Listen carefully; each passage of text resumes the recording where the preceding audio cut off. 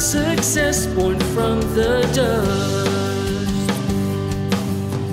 Great Ark Farm. Great morning mga kabaka. Arnel Corpus po mula po dito sa Great Ark Farm.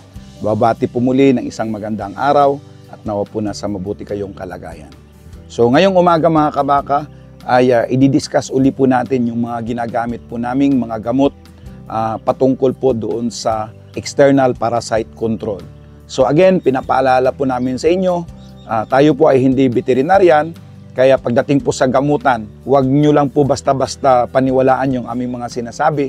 Ang pinakamabuti po ay sumangguni po kayo sa inyong mga lokal na mga veterinarian kung paano po gamutin or purgahin ang ating mga alagang baka. Ngayon po, ito po ang aming sinishare sa inyo ay personal lang po naming karanasan at para mapulutan lang po natin ng aral. Ang mga gamot po na ginagamit po natin sa pag-control po ng external parasite, ang unang-una po dyan ay yung tinatawag po natin na topical insecticides and acaricides. At ang example po niyan ay yung Pour-On. So yung Pour-On po mga kabaka, ginagamit po natin yan, lalong-lalo nga po sa Australia, ay yan po yung pinaka-komportable kasi unang-una, hindi na po i-inject yung baka. Ang ginagawa po natin dyan, katulad nga po sa Australia, meron po kayong tinatawag na race or yung parang linyahan po ng mga baka at doon po ay nakalagay po yan sa plastic tapos meron pong nozzle, may dosage na rin po yan, automatic po. Ang ginagawa po sa Pour-On ay ginuguhit po yan mula po dito sa lieg or dito po sa may bandang mula po sa sungay hanggang dito po sa buntot ng mga baka. Yun po yung paggamit ng Pour-Ons na uri po ng external parasite na veterinary medicine. Ang pangalawa po dyan ay yung sprays in dips. So meron din po, ina-spray din po doon sa mga baka. Pero yung dips po, ito po yung para pong swimming pool. So ang ginagawa po ng mga sa Australia po, katulad nga po nung race, naka-single file po yung mga baka. At mayroon pong maliit na parang butas na tamang-tama lang po na hindi makaikot yung mga baka at yan po ay malalim. So ang ginagawa po dyan, pinapalukso po yung mga baka doon at sa kanilang paglubog, dahil nandoon na po yung gamot, ay buong katawan po ng mga baka ay nababasa at yun po ay nagagamot yung baka natin laban po doon nga po sa external parasite. So deep po ang tawag niyan at dito po sa atin, bihirang-bihira pa po yung mga gumagamit niyan maliban lang po sa mga malalaking feedlot. Pero sa Australia po, yan po ay basic na facility ng lahat ng ranso na mayroon po silang mga deep dahil yan po ang pinakamabilis.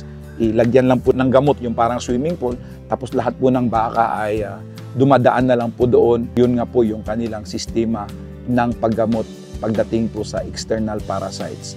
At mayroon din pong gumagamit ng dust in powder kung saan po yan po ay ina-apply po sa coat ng mga baka, particularly po sa mga area na prone po sa infestation katulad nga po ng lieg ng baka.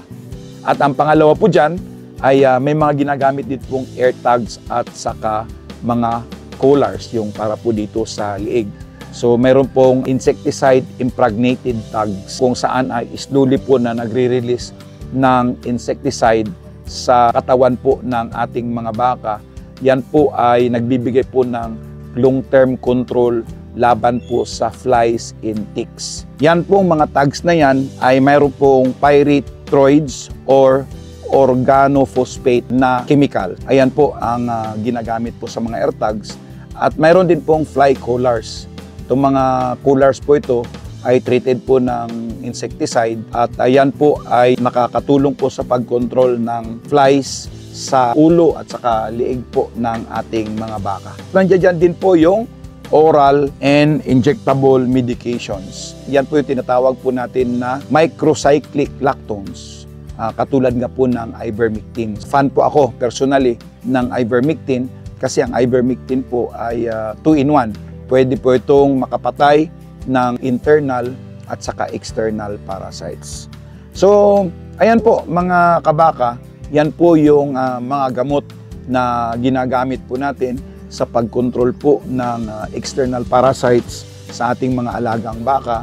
At again, pinapaalala po natin sa inyo na sumangguni po kayo sa inyong mga lokal na veterinarian pagdating po sa pagpurga ng inyong mga alagang baka para po kayo ay makakuha ng tamang advice. So ito po muli si Kabakang Arnel Corpus sa ngalan po ni Pastor Julius Paler. Kami po ay patuloy na humihingi ng suporta. Paki-like, share, and follow po ang aming page sa YouTube at saka sa Facebook. Great Ark Farm ni Kabakang Arnel. Pagpalain po tayo ng Panginoon.